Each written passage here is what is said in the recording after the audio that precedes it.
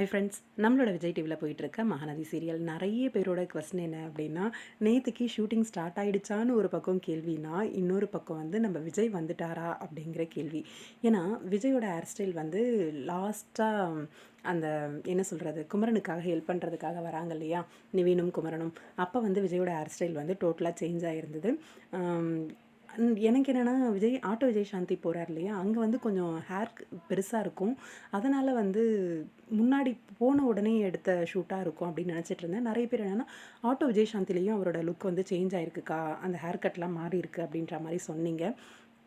Maybe எல்லாரும் சொன்ன மாதிரி லாஸ்ட் டே ஷூட், அதாவது ஹேர் கட்லாம் பண்ணிவிட்டு அங்கே கிளம்புறதுக்கு, அதாவது ஆட்டோ விஜய் சாந்தி ஷூட்டிங் கிளம்புறதுக்கு முன்னால் வந்து இங்கே எடுத்துருக்கிறதுக்கு வாய்ப்பு இருக்குது நீங்கள் சொல்கிற மாதிரியும்.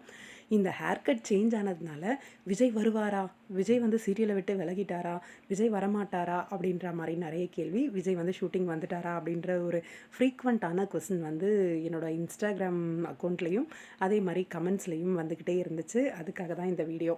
நேற்றுக்கு நைட் வந்து நம்ம விஜய் வந்து சென்னை வந்தாச்சு. சென்னை வந்தாச்சு அப்படின்னும்போது நேற்றுக்கு வந்து ஷூட்டிங் இல்லை, இன்னையிலேருந்து தான் ஷூட்டிங் வந்து ஸ்டார்ட் ஆக போகுது. நம்ம விஜயும் ஷூட்டிங்க்கு வந்துடுவார். ஏன்னா நேற்றுக்கு நைட்டே சென்னை வந்துட்டார் அப்படின்னும்போது இன்னையிலேருந்து ஷூட்டிங் வந்து ரெகுலராக ஸ்டார்ட் ஆகிடும்.